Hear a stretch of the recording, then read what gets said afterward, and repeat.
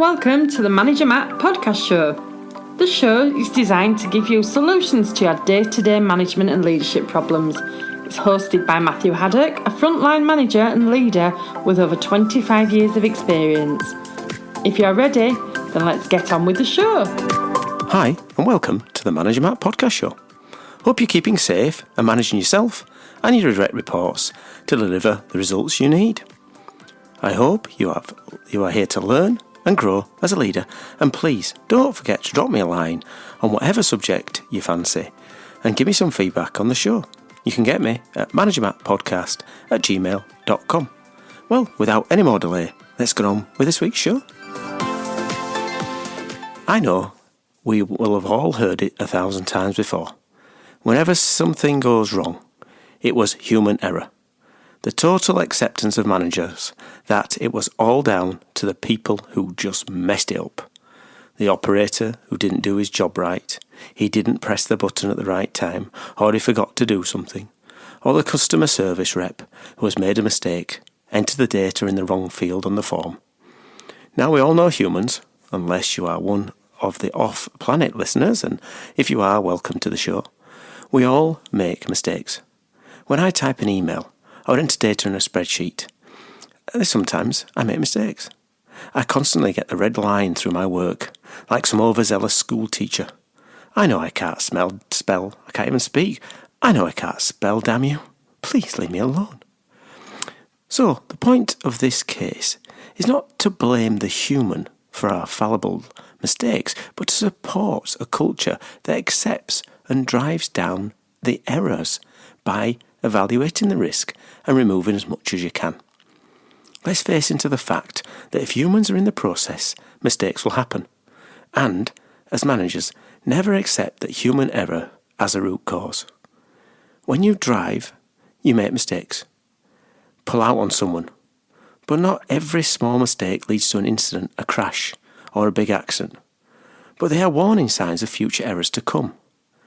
In that way, if we reinforce as leaders that we identify the near misses before a crash has come, then all we can do is improve. But let's have a look at with some steps how we can affect the way that we learn as leaders and our teams around us can learn. Firstly, remove the fear. That's what I mean. Remove the fear of the mistakes.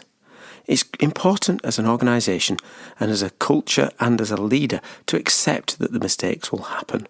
So, remove the fear. If people are open to admitting when an error happens, then you can get to the bottom of it quicker.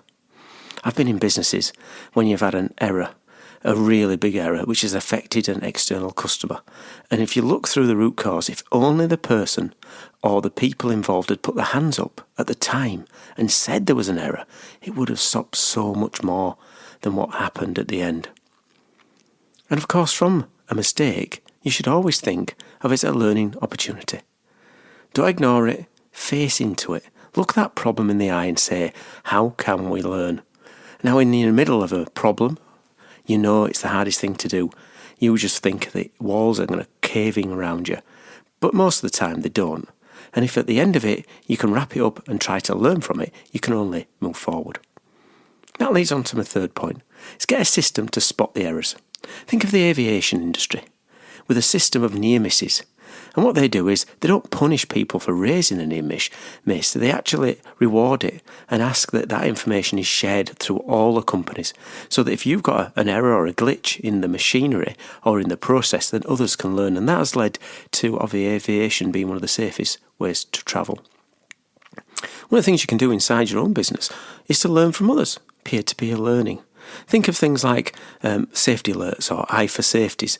These are good examples of when you can spread the learning of mistakes out amongst your group of people. And that means that they've got a chance to spot those errors before it happens. Now, unfortunately, you've had the error, you've gone through the problems, well, that's fine. But if you then can learn from it, then there's no problem. You can actually make it a lot safer. Now, you need to remove the ego of that we are not going to make mistakes. People don't normally come to work to make mistakes, and 99% of the time they don't. But there's that arrogance about the fact that, if I don't do this or I don't do that or I haven't had my puff my chest out, mistakes will happen. Let's face into it. Don't take your ego to work, facing the fact that errors are going to happen. So just be aware of it. And then on another point is to reward the people who've actually raised their concerns. Look at incentives as one way, thank you as another, for rewarding people who spot and own up to errors. And again, that pushes that culture that accepts the fact that people will make mistakes. Another thing is to put in catch points, little stops in the process that makes you allowed for the brain to process. This is things that, like when someone's doing a repetitive task over and over again, is to actually make little points where things are broken up. And that can be a pause, such as when you have someone who's going into a certain situation, the guarding systems have a time lock on them, which means that the machinery stops working when you get in there, but also gives the people time to process what they can do when they get there. And it means the brain has a chance to just click out of its autopilot before it goes and does something daft. There's also another thing where you get people to actually vocalise what they're saying. So they actually say, I intend to do this. And then the people around them can hear it. The person's actually meant to say it. And that means that they avoid doing the risk in the first place because they realise that wasn't what they were intending to do. And unfortunately, in our habited world of repetitive sort of jobs, this can be a real way of breaking up. Now, there needs to be some sort of consequences. I've said all the facts around we've got to make sure that people have a culture of owning up, but also when someone has owned up and has gone through a process and you've learned them, and maybe that error happens again, then there needs to be some consequences.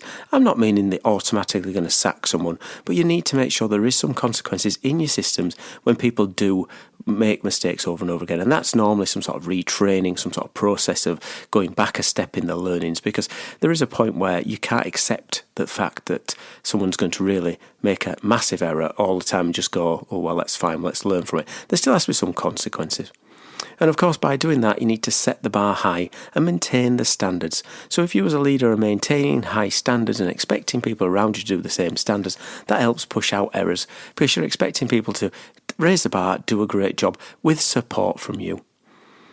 And not only applying it to sort of the shop floor. Let's remember that the people all through the organisations will make mistakes, and we have to make sure we're seen as being fair and as a learning organisation. So people in every department also need to know whatever team they're in, the facts are going to be the same, that we're expecting a high standard. We're going to help you get there. We're not going to blame you for your errors, but we're going to help you. But at the end of the day, there will be some consequences.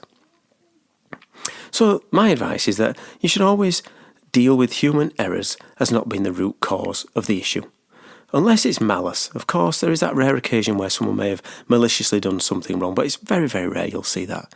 You need to see the signs and capture the near misses to stop the bigger problems happening. And don't blame people all the time. There's that old analogy that turkeys don't vote for Christmas. So people won't admit the near misses and won't admit that they've made mistakes if they feel they're going to be punished straight away from that.